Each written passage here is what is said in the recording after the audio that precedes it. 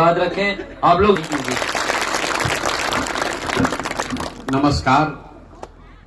सबसे पहले तो आप अपने गांव के इस प्रांगण में मुझे मेरी बात रखने का अवसर दे रहे हैं, आपसे मिलने का अवसर दे रहे हैं, इसके लिए आपका तहे दिल से आभार व्यक्त करते हैं, शुक्रिया अदा करते हैं। देखिए, हमारा नाम है प्रशांत किशोर। हम नेता ना हैं, हम मंत्री विधायक नहीं हैं, हम मुखिया सरपंच भी नहीं हैं। हम आपसे वोट मांगने नहीं आए हैं। हमारा तो कोई दल नहीं है, तो हम आपसे वोट कैसे मांगेंगे। हम आपसे वोट मांगने नहीं आए हैं और आपका कोई काम भी नहीं कराएंगे। हम नहीं कहे आई कि राउर नाली बन जाई, गली बन जाई, कि चौर में पानी ना आइए जा।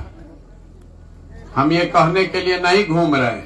वो तो कहे खातिर पहले ही से 1000 ठग नेता घूमत अड़सन, 50 वर्ष के रुआ के समझावत अड़सन। हम वो कहने नहीं आए हैं।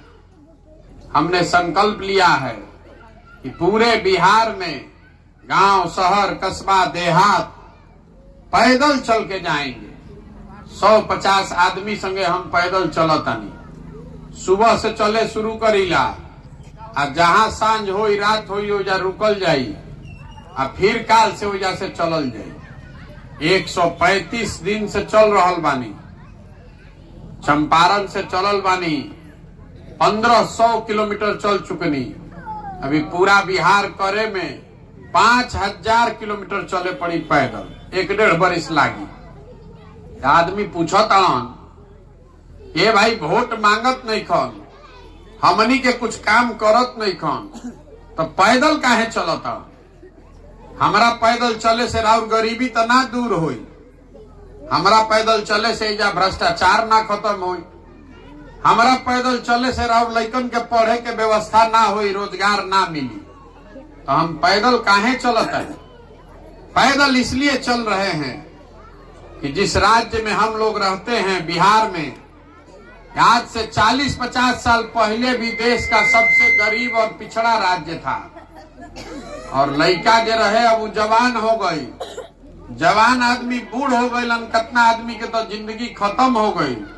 आज भी देश का सबसे गरीब, सबसे पिछड़ा, सबसे ज्यादा अशिक्षित, सबसे ज्यादा भूखमरी, बेरोजगारी वाला राज्य बिहारे है। स्थिति नहीं के सुधर। रउआ हर बार वोट देता नहीं, जे करे के रउआ वोट देता नहीं, वो कहता कि हम आईब न तो ठीक कह दे। फिर रउआ ठगई नहीं, फिर उहे दशा। 1 बार देनी, 2 बार देनी, 3 बार देनी, सुधरते नहीं के। कितना बरिस तक बिहार में कांग्रेस के राज रहे। फिर आदमी सोचलन कि नहीं, गरीब के बेटा लालू जी के नेता बनावो, लालू जी सुधार दिहन। तो 15 बरिस में और रसातल में चल गई नहीं जा। फिर आदमी कहल कि नहीं, पढ़ल लिखल नीतीश कुमार हम तो सुधार दिहन। नीतीश कुमार भी 17 साल से बैठल बड़न। दिल्ली में रहुआ महामानव समझ के मोदी जी के भी बैठा देनी, तो वो बिहार के दुर्दशा सुधरत नहीं थी। यहाँ के बच्चों के, यहाँ के लोगों की स्थिति आज भी नहीं सुधर रही। काहे नहीं सुधर रही है, वो देखे चले हैं देखने, समझने और आपको बताने कि दिक्कत कहाँ बा। जैसे पुरान रोग होला, पकड़ में नहीं खे आवत रहुआ कि काहे दिक्कत बा। हम आपको बता रहे हैं कि ये दुर्दशा क्यों है। देखिए, 5 बरिस हमने के बैठ के बिहार में बतियावत नहीं जा कि जा कितना भ्रष्टाचार बा। सड़क नहीं खे, नाली नहीं खे, गली नहीं खे, लइकन के पढ़े के व्यवस्था नहीं खे, रोजगार नहीं खे, खेत में पानी नहीं खे, धान गेहूं के दाम नहीं खे मिलत। इस सब बात रउआ पहले से पता बा। ऐसा कौन बात बा कि रउआ नहीं जाना, सबे जान रहल बा। रउआ अपन चौर के बाद पानी के बतावत तानी, ऐसा ही सब बात रउआ पहले से मालूम बा। बिहार में रउआ जहां चल जाई, एजा के आदमी के और कुछ आवे चाहे ना, राजनीति के बातचीत करे आवेला। जहां बैठी आदमी राजनीति बतियावता। रउआ घर में बैठी, दलान में बैठी, खेत खलिहान, चौक चौराहा, जहां 5 आदमी बैठी, ये बतियाई। लेकिन जहिया वोट होई जहिया वोट होई वो दिन सब बात भुला जाये। अभी रवा पानी के कष्ट में कितना बतियावतानी, लेकिन जहिया वोटवा होई वो दिन पानी एजा आवत याद ना रही। बिहार में आदमी जब वोट देवे जाला तो ओकरा चारे गो बात याद बा। पहला बात हमार जात का बा आ के हमारा जात के खड़ा बा, चलो ये वोट दियाई। पानी एगो फसल दहाओ कि 2 गो फसल दहाओ, रवा वोट ओकरे के देव जे रवा जात के बा। जे जात से बच गई ओकरा के धर्म के नाम पर हिंदू मुसलमान भारत पाकिस्तान पुलवामा के नाम पर वोट दिया था। काल तक रवा संकल्प ले ले बानी, ए भाई अब की हाली भाजपा के वोट ना दे। नेताजी कहले रहन कि पानी वाला ठीक करा दी, हम 5 वर्ष मुंह नहीं खन देखले।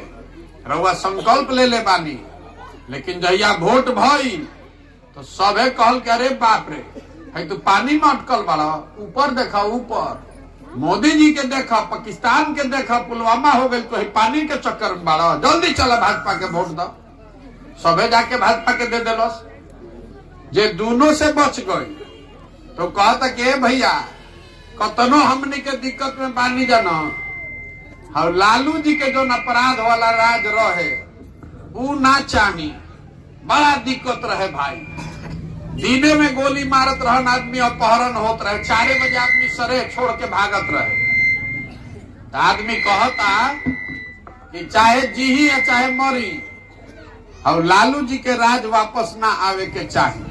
तो जौन विधायक गिरवा के ठग के गईल बाड़न भाजपा के बाड़न, तो सोचब कि अब इनका के तब के वोट ना दियाई, हमने के ठगले बाड़न की पानी के व्यवस्था करा देवा निखन करैले। लेकिन वोटवा के दिन आदमी का कही, अरे भाई छोड़ो ये सब बात, कहीं लालू जी के लालटेन आ जाये तो फिर बहुत दिक्कत हो जाये, बाद में इनका से निपटल जाये, फिर वो जाके वही दे दे वोट। और चौथा हमने के मुसलमान भाई लोग बा, ये लोग कहता ये भैया चाहे कतनो कष्ट में बानी जा, दलित के बाद ये समाज में सबसे गरीब और पिछड़ा मुसलमान है। लेकिन मुसलमान कह रहा है कि कतनो हमने के दिक्कत में बानी जा, भाजपा के तो ना वोट दिया सके, भाजपा तो मुसलमान विरोधी पार्टी बा। तो बिहार में भैया बचल के, बिहार में तो 2 गो दल बा, एगो मोदी जी के भाजपा और दूसरा लालू जी के ललटेन। नीतीश कुमार बेचारे के तो दौले नहीं के बचल, कि कभी ललटेन पकड़ के लटक जाता, कभी कमल के फूल पर बैठ के पवरे लगता। जनता के बुझाते नहीं थे कि टिकिहन के ने ललटेन जान के वोट देनी, तब बेंग ऐसा उछल के चल गए कमल पर। अब की हाली कमल पर वोट देनी तो चमगादड़ ऐसा लटक गए ललटेन पर। तो मुसलमान भाई लोग कह रहा है ए भैया जी ही चाहे मरी, भाजपा के दे ना सकी तो ललटेन बा, रोशनी तो ऐसे नहीं मिलत, लेकिन यही में बाती या किरासन तेल बन के जलल जाए, इनके के वोट दिया। रवा हतना आदमी सब होशियारे बा, ईमानदारी से बताई यही 4 चीज पर वोट दिया था, बताई यही पर दिया था कि नहीं के दिया? तो दिया था तो काहे के भाषण देता नहीं या माथा फोड़ता नहीं कि पानी फसल बा, कि रोड नहीं खे, कि पढ़े के व्यवस्था नहीं खे, केकरा के बुर्बक बनावता नहीं। अरे भाई रउआ जानता नहीं, हम जानता नहीं, तो सब नेतो जानता कि बिहार के जनता कतनो बतिया ले, हंस के गा के गरिया के भोटवा तो यही 4 चीज पर दिहन जा काहे के काम करो सब। वो जानता कि रउआ पानी से परेशान बानी, इहो जानता कि रउआ काम नहीं कैले हो, लेकिन जान ये भी रहा है कि जिस दिन वोट होगा उस दिन इसको भूल कर आप जाति धर्म लालू नीतीश के चक्कर में पड़ के फिर उसी को वोट दीजिएगा। यही से काम नहीं क्यों, यही बताने चले वोट नहीं मांग रहे, वोट नहीं मांगत, कामों नहीं करत, घरे घरे जाके हाथ जोड़तानी लोग के कि अरे भाई अगर आप अपना और अपने बच्चे का चिंता नहीं कीजिएगा तो कोई नेता कोई दल आपका चिंता नहीं करेगा, लिख कर रखिए। रउआ बुझात कि हमार जात के नेता बाड़न तो ठीक कर दिया, आदमी कहता कि नेता एजा जात के राजनीति करता। हमरवा के कहे बनी कोई नेता जात के राजनीति नहीं के करत। कहाँ जात के राजनीति होता भैया? लालू जी देखी बानी, आदमी बुझाता कि लालू जी जात के राजनीति करता। लालू जी जात का राजनीति नहीं कर रहे हैं। लालू जी जात के राजनीति अगर करतन तो इनो कहतन कि भैया यादव समाज में जो सबसे काबिल आदमी बा वो बिहार के नेता बनी और सब यादव जी भाई लोग हमरा के वोट दो जा। लालू जी नहीं कम न कह, लालू जी ही कहतन कि हमार लड़का बिहार के नेता बनी है, सब यादव जी लोग तू लोग हमरा के वोट दो जा। जात के राजनीति कहाँ भई? ये तो परिवार का राजनीति है, स्वार्थ का राजनीति है। लालू जी अकेले नहीं खन, कोई मांझी जी बाड़न, कोई पंडित जी बाड़न, कोई कुशवाहा जी बाड़न, कोई राजपूत बा, कोई भूमिहार बा, ये जो ना जात के नेता बा वो जात का राजनीति नहीं कर रहा है। वो कहता कि हम रहो, हमारा बाद हमार लड़का रही, हमारा जात के तू लोग जितना बड़ा जा हमरा के वोट दो जा। तो जात नेता के हाथ ना दिमाग में नहीं खे। नेता तो अपने लड़के का चिंता कर रहा है, अपनी चिंता कर रहा है। जात आपके दिमाग में है, इसलिए आप ये भुगत रहे। रउआ अपन लड़का के चिंते नहीं खे। हम रोड पर चलता नहीं, हम रोड पर चलता नहीं, आई 100 गो लड़का आगे आगे दौड़ता सब। 50 गो लड़कन के शरीर पर तो शुद्ध कपड़ा नहीं खे। आधा से ज्यादा लड़कों के पैर में चप्पल नहीं है। आपका लड़का पढ़ने जाता है तो पढ़त नहीं खे, खिचड़ी खाता वो पिलुआ वाला। राउर लड़का जब पढ़वे ना करी तो मजदूर ना बनी तो कलेक्टर बनी। ये बात बुझात नहीं खे। आदमी कहत कि भैया शिक्षा व्यवस्था सुधारी। हतना आदमी एजा खड़ा बा, अपना लड़कन के नाम पर तनी बोली ईमानदारी से। जिंदगी में आपने हमने कब शिक्षा के लिए वोट दिया है? कभी दिया है शिक्षा के लिए वोट? कभी देले बा नहीं जा? जब दिला ही नहीं खी जा तो सुधरी कैसे? आदमी कहता कि नेता ठगता। अरे नेता नहीं ठग रहा है आपको। अगर नेता ठगता तो एक बार ठग लेता, 2 बार ठग लेता। 50 बरिस से रुआ अगर ठगाता नहीं तो एक मतलब बा कि कुछ गलती अपने में बा, तबे ना हमने हर बार ठगा जाता नहीं जा। अब क्या अली प्रशांत किशोर आयल बन तो प्रशांत किशोर ठग ली हम। जब तक आप नहीं सुधरिएगा और ये संकल्प नहीं लीजिएगा कि आप अपने और अपने बच्चे के भविष्य के लिए वोट कीजिए, तब तक बिहार को कोई नहीं सुधार सकता है। लिख कर रखिए। आदमी कहता हूं कि प्रशांत किशोर आयल बड़ा नहीं सुधार दी हम। ये आवेला वो ये कहेला कि हमरा के वोट दे दो, हम आई न तो सुधार दे। तो हम रुआ कहे आयल बानी कि एगो प्रशांत किशोर आज की 10 प्रशांत किशोर, ये नहीं सुधरने वाला है। जब आप सुधरने के लिए तैयार नहीं हैं तो प्रशांत किशोर सुधार दी हम। हमार लड़का तो देश के सबसे बढ़िया स्कूल में पढ़ता, राउर लड़का न नहीं पढ़त। तो आपको जगना चाहिए ना भाई। और आप जाति में फंसे हैं, धर्म में फंसे हैं। देखिए लालू जी का लड़का 10वां नहीं के पास कैले, अब वो लालू जी चाहता ना कि हमारा लड़का मुख्यमंत्री बनो। एमे कोनो दिक्कतों नहीं खे भाई। लोकतंत्र बात जे करे कि जनता वोट दे दी हुए मुख्यमंत्री बनी। दिक्कत इस बात से नहीं है कि लालू जी का लड़का 10वां नहीं पास है, वो मुख्यमंत्री बनना चाहता है। दिक्कत इस बात से है कि आपका लड़का 10वां पास कर लिया, BA कर लिया, MA कर लिया और उसको चपरासी का भी नौकरी नहीं मिला है और आपको कोई चिंता नहीं है। रउआ तो कभी धर्म के झंडा उठैले बानी, कभी पुलवामा पर उछल के वोट देता नहीं, कभी चाइना के सबक सिखावता नहीं। तो ये सुधरी कैसे? नहीं सुधर सकता है। यही खातिर पद यात्रा निकल ले बानी, यही खातिर गाँव गाँव जाता नहीं, हाथ जोड़ता नहीं। अरे भाई अपना नहीं तो अपने बच्चों का चेहरा देखिए, नहीं तो जिस गरीबी बदहाली में आपका जिंदगी बीता है इसी में आपके आने वाले पीढ़ी और बच्चों का भी जिंदगी बीतेगा। नहीं सुधरने वाला है ये। देखिए हतना आदमी बाड़न, कोई ऐसा घर नहीं होगा जहां से जवान लड़का बहरी मजदूरी करे नहीं खन गए। एजा रोड पर गाड़ी चलता मोटरसाइकिल, मोटरसाइकिल कहाँ बनता? मोटरसाइकिल बन रहा है हरियाणा में, महाराष्ट्र में। रउआ घर में टीवी देखता नहीं, रेडियो सुनता नहीं, आप हाथ में मोबाइल लिए हैं। ये कहाँ बनता है? ये बन रहा है उत्तर प्रदेश में, महाराष्ट्र में। रउआ घर में सीमेंट छड़ लगावता नहीं, सीमेंट छड़ ये सब कहाँ बनता? झारखंड में, मध्य प्रदेश में, उड़ीसा में। रउआ बस पर चलता नहीं, बस कहाँ बनता? ये बन रहा है महाराष्ट्र में, तमिलनाडु में। तो भैया बिहार में क्या बनता? बिहार में कुछ बनता? अरे बिहार में कुछ बनता? हम रउआ के बतावता नहीं का बनता। बिहार में हमनी के पूरा राज्य में एक चीज बनावता नहीं जा, जवान लड़कन के मजदूर। लड़का पैदा कीजिए, पेट काट काट के आप उसको पाल पोस के बड़ा किए, 20 साल 22 साल का लड़का हो गई, तब पीठ पर झोला बांध के ट्रेन में, बस में भेड़ बकरी के तरह भर के लड़का जाता रसन काम करे। 10,000, 12,000, 15,000 रुपया खाती 12-12, 14-14 घंटा वो लड़का सब अपना हार गला रहा है। एक एक छोटा छोटा कमरा में 4 गो 5 गो लड़का रहता रसन।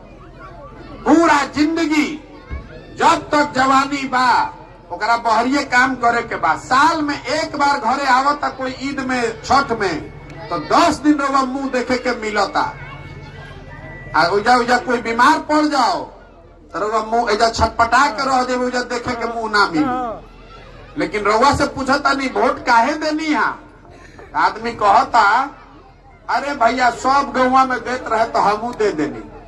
अरे आपका जवान लड़का, आपका हस्बैंड, आपका भाई, आपका चाचा, आपके भतीजा, आपका बेटा अपना जवानी बर्बाद कर रहा है और वह वोट ऐसा ही दे देता नहीं? और अगर दे रहे तो आप नहीं भुगतिएगा तो हम भुगतेंगे।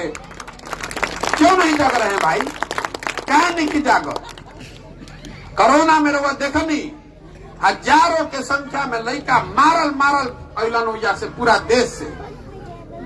जो लड़के 2-2 हजार किलोमीटर पैदल चल के आए, उसी घर के लोग फिर जाके उसी आदमी को वोट देते हैं। तो आपसे बड़ा गुनाहगार कौन आदमी है? नेता के रउआ गाली देता नहीं, नेता के जितावता? हम ही रउआ न जितावता नहीं जा। पंजाब से आदमी आके जितावता, आदमी कहता कि ना रे भैया ये तो बुझाता हमने के, हमने भी जो विकल्प ना रहे। एजा 2 गो दल बा, एगो नागनाथ, एगो सांपनाथ, जेकरे के चुनता नहीं जा उहे ठगता। रउआ दल बनाई, विकल्प बनाई, तो हम दल काहे नहीं बनावो? हमारा दल बनावे से का होई? बिहार में पहले ही से 50 गो दल बा, पहले ही से ठगे खातिर 50 गो दल बनल बा। एगो हमू बना ले तो उससे सुधर जाई? उससे नहीं सुधरेगा। अगर विकल्प बनाना है तो जो रास्ता महात्मा गांधी ने दिखाया उस पर चलना पड़ेगा। गांधी जी देश की आजादी कैसे दिलवैलन? गांधी जी अकेले दल बना के वोट लेके देश आजाद करा देता हूं? गांधी जी आगे आगे चले, पीछे से पूरा समाज चला, तब न देश को आजादी मिला। तो अगर बिहार को गरीबी से, भ्रष्टाचार से, बेरोजगारी से आजादी दिलवावे चाहता नहीं, अगर ये चाहते हैं कि आपके बच्चों के पढ़ने की अच्छी व्यवस्था हो, अगर आप चाहते हैं कि जब राउर घर के सामान के बहरी मजदूरी करता हुआ आके ऐजे ओकरा रोजी रोजगार मिलो, तो सबके संकल्प लेके कंधा लगावे के पड़ी। बिहार के सुधारे खातिर मंगल ग्रह से आदमी ना आई हन, बिहार के आदमी को ही प्रयास करना पड़ेगा। तो पद यात्रा इसलिए कर रहे हैं कि गांव, शहर, कस्बा, देहात से हर उस आदमी को ढूंढ कर निकालें जो अपने और अपने बच्चों के लिए अच्छा बेहतर व्यवस्था बिहार में बनाना चाहता है। आदमी कैसे ढूंढता नहीं?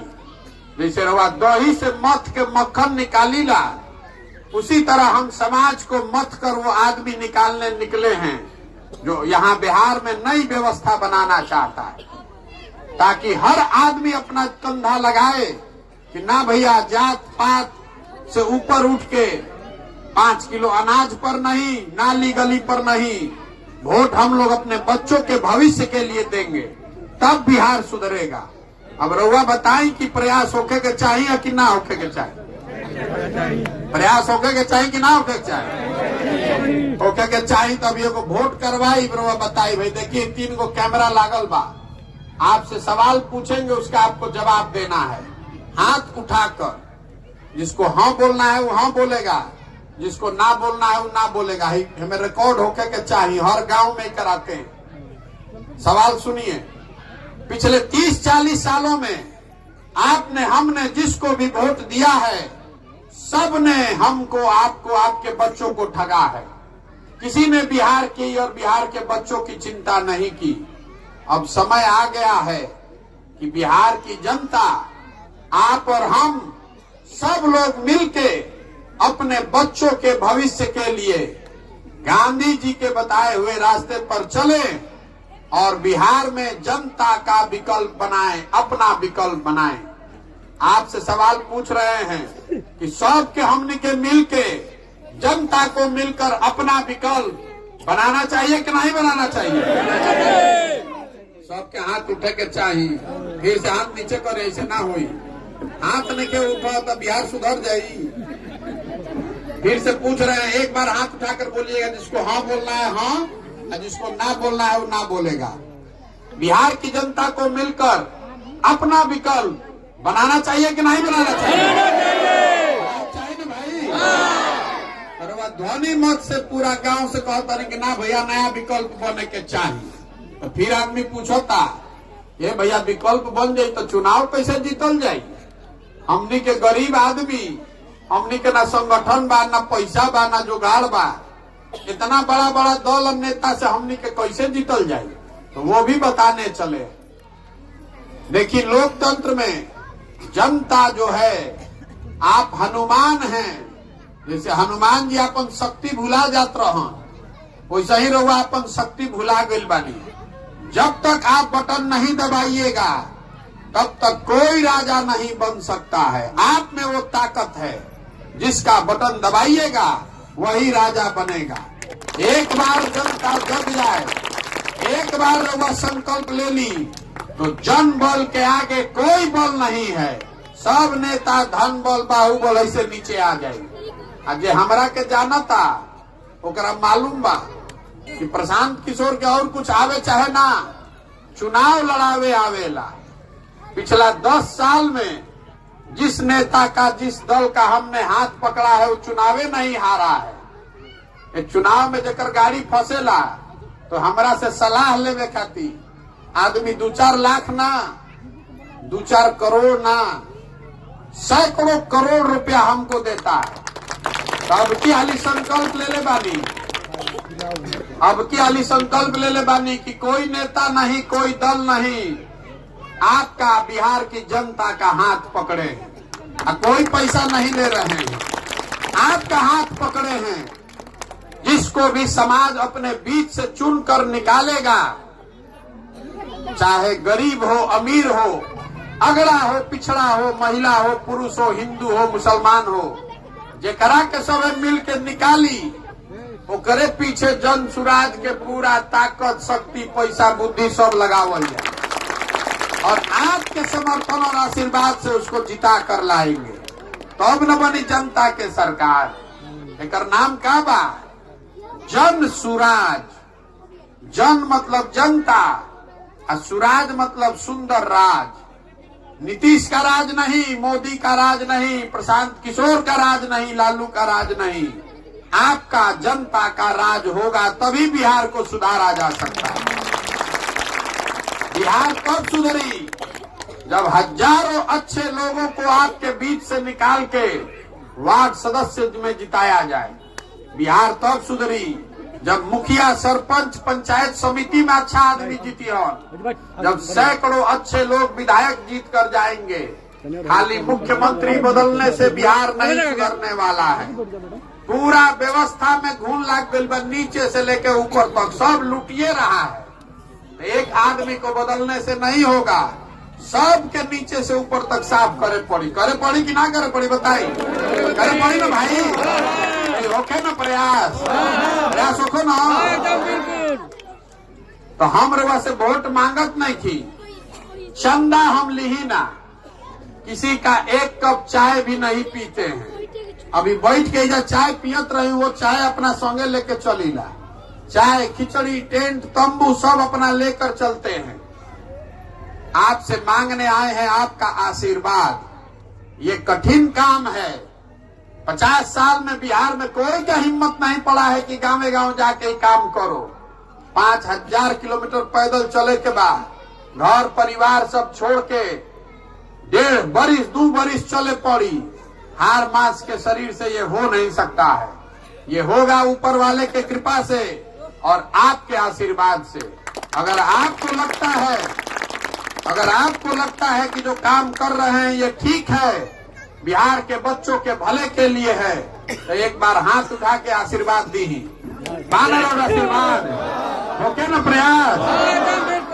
एक अंतिम बात कह के खत्म, फिर छुट्टी। हमने के लड़का बाहर जाता रसन बिहार से। कोई आदमी जाता पढ़े, कोई जाता नौकरी करे, मजदूरी करे, तो बिहार के बाहर कहता रसन बिहारी मतलब अनपढ़, बिहारी मतलब बेवकूफ। बिहारी शब्द गाली बन गया है। पूरे भारत भर में बिहारी कह के बिहार के लोगों को जलील किया जाता है, गाली दिया जाता है। बिहार के लोग, आप और हम बेवकूफ नहीं हैं। यहाँ के कुछ नेताओं ने और व्यवस्था ने हम लोग को बेवकूफ बना दिया है। एक बार आप जग जाइएगा तो इस मिट्टी में इतनी ताकत है कि हम लोग वो व्यवस्था बना सकते हैं जिससे हम लोग के बच्चों को पढ़ने और रोजी रोजगार के लिए बाहर नहीं जाना पड़ेगा। लिख कर रखिए। देश के इतिहास में 1500 साल तक पूरा भारत का राजनीति का केंद्र बिंदु रहा है बिहार। इस मिट्टी का गौरव करना सीखिए।